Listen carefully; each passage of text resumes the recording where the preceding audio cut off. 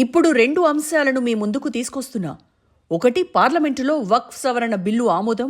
2, తెలుగు రాష్ట్రాల్లో సంచలనం సృష్టించిన పాస్టర్ మృతి అంశం.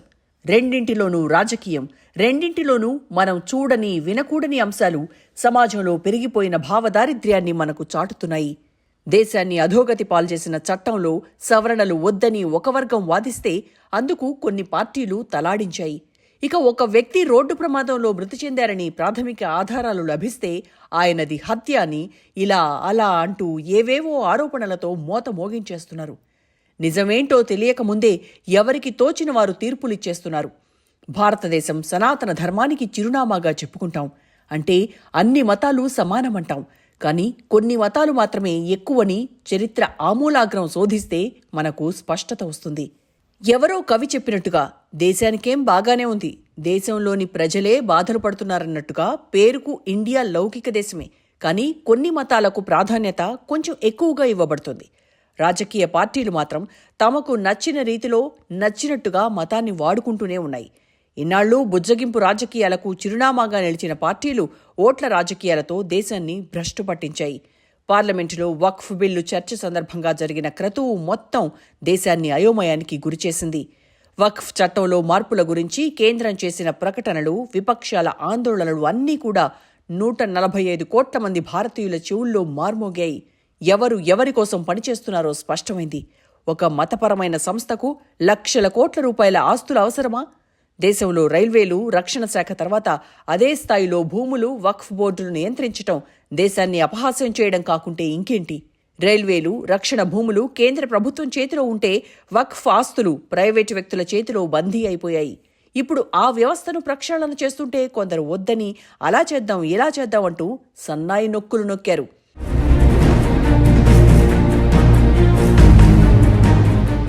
సనాతన ధర్మానికి భారతదేశం నిలువుటద్దం. విలువలు ఆభరణంగా నిలిచిన ఘనతంత్రం మనది. భారతదేశం సంస్కృతి సంప్రదాయాలకు ఆభరణంగా ముందుకు సాగుతోంది. దేశం ఎన్నో మతాలు, ఎన్నో కులాల కలయిక. దేశంలో అన్ని మతాల వారు, అన్ని కులాల వారు కలిసి మనుగడ సాగిస్తున్నారు. దేశంపై దండయాత్ర చేసిన దుండగులు సైతం భారతదేశం ప్రేమించేలా ఇక్కడ ధర్మం విరాజిల్లింది. పొరుగు ప్రజలను సైతం మనతో కలిసి జీవించేలా ప్రోత్సహించే సంస్కృతి మనది. అలాంటి సంస్కృతికి చిరునామాగా నిలిచిన భారతదేశంలో ఇప్పుడు మనతో కలిసి జీవించి, మనతో పెరిగి, మతం మార్చుకుని విచ్చలవిడిగా కొందరు చేస్తున్న అరాచకాలు అన్నీ ఇన్ని కావు. ఎప్పుడూ మతాన్ని ఇష్టరాజ్యంగా వాడుకుంటూ తమ చుట్టూ మతాన్ని పెంచి పోషిస్తున్న కొందరు క్రైస్తవ మిషనరీలు సాగిస్తున్న అరాచక పర్వాలు అన్నీ ఇన్ని కావు. సనాతన ధర్మం కోసం ఇప్పుడు మనం వాటన్నింటినీ తిప్పికొట్టాలి.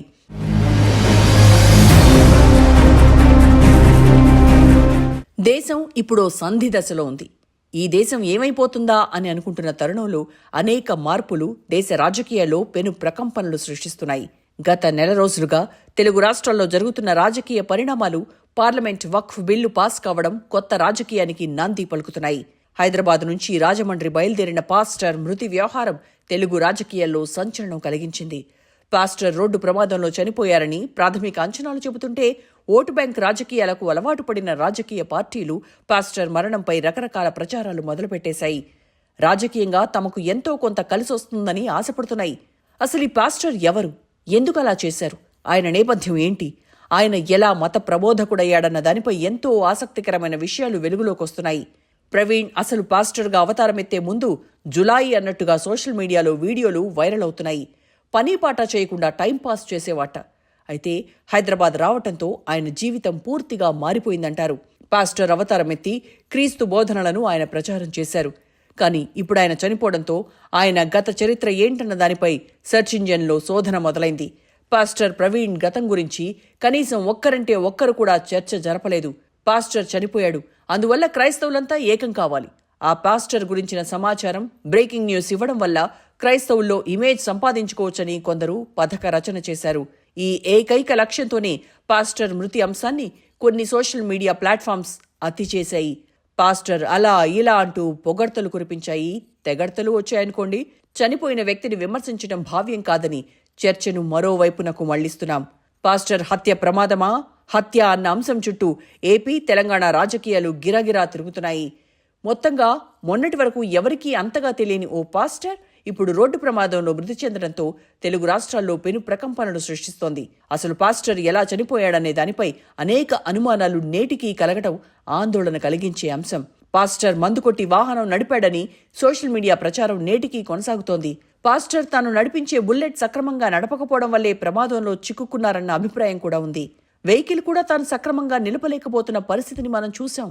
అయితే పాస్టర్ వ్యవహారానికి రాజకీయ రంగు పులిమి, తద్వారా పొలిటికల్ మైలేజ్ దక్కించుకోవాలని రాజకీయ పార్టీలు ప్రయత్నించిన తీరు జుగుప్స కలిగిస్తోంది.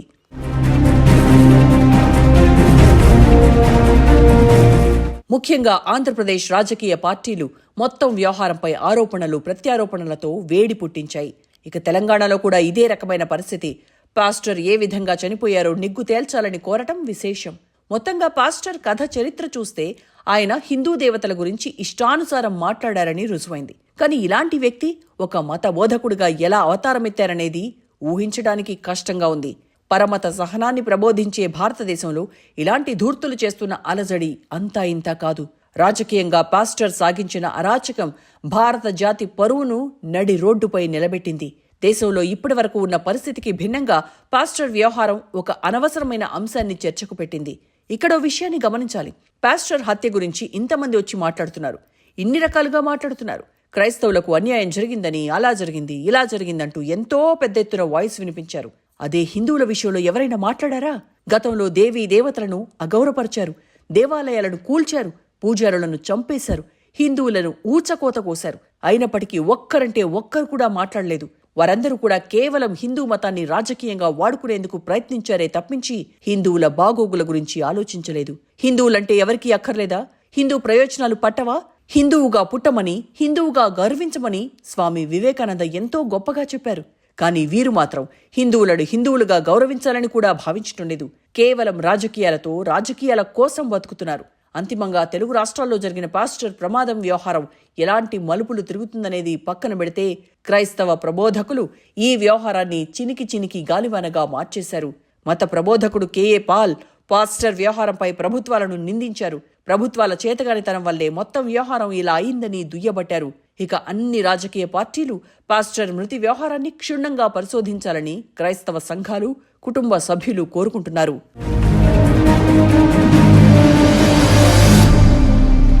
పాస్టర్ వ్యవహారంలో అలజడి ఇలా సాగుతుంటే మరోవైపు దేశానికి ఎమర్జెన్సీ తర్వాత అంతటి వ్యవహారం తెరపైకొచ్చింది.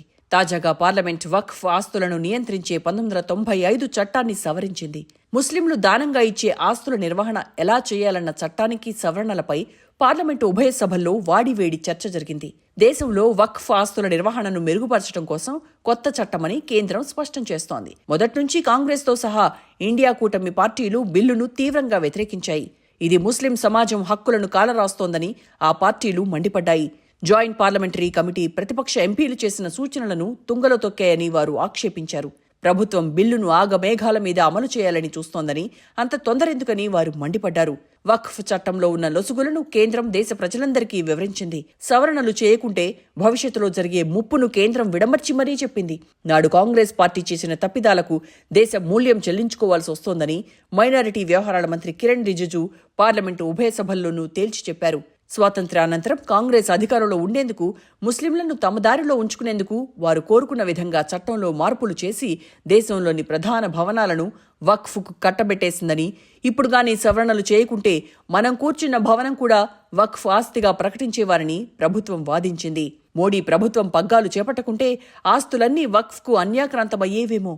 తాజాగా ప్రభుత్వం తీసుకొచ్చిన వక్ఫ్ చట్టంలోని సవరణల వల్ల అలా ఇలా ఏదో జరిగిపోతోందన్న అపోహలు అక్కర్లేదు. వచ్చే రోజుల్లో మసీదుల నిర్వహణలో మార్పులను కేంద్రం ఏం తీసుకురాలేదు. ప్రభుత్వ సవరణలు కేవలం ఆస్తి నిర్వహణ గురించి మాత్రమే. పార్లమెంటు ఉభయ సభల్లో మతపరమైన విషయాల్లో తమ జోక్యం ఉండదని కేంద్రం కుండ బద్దలు కొట్టింది.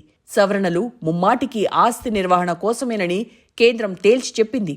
గతంలో వక్ఫ్ ఇది మా ఆస్తి అని చెప్పగానే అది వారి వశం అయిపోయేదని, ఇప్పుడు అలా చేసే నిబంధనను చట్టం నుంచి తొలగించి దేశానికి మేలు చేశామని కేంద్రం పార్లమెంటు సాక్షిగా ప్రకటించింది. ఈ నిర్ణయంతో ఇన్నాళ్లు గుళ్లు, గురుద్వారాల భూములు రికార్డులో లేవన్న కారణంతో వక్ఫ్ తమవిగా చెప్పేందుకు అవకాశం లేకుండా పోతోంది. తమిళనాడు, కర్ణాటక, హర్యానాతో సహా దేశంలోని ఎన్నో హిందువులు, సిక్కుల ఆస్తులను వక్ఫ్ తమ వశం చేసుకుందని, ఇప్పుడు వాటిపై విచారణ జరిపి హక్కుదారులకు అందిస్తామన్న ఉద్దేశం కేంద్రం ఆలోచనల్లో కనిపించింది.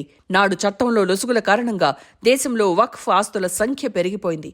కనీసం 5 సంవత్సరాలుగా ప్రాక్టీస్ చేస్తున్న ముస్లింలు మాత్రమే వక్ఫ్ బోర్డులకు విరాళాలు ఇవ్వాలన్న నిబంధన ఇప్పుడు చర్చకు కారణమైంది. ప్రభుత్వం మతపరమైన సర్టిఫికెట్లు ఇవ్వడంపైన విపక్షాలు అభ్యంతరం వ్యక్తం చేశాయి.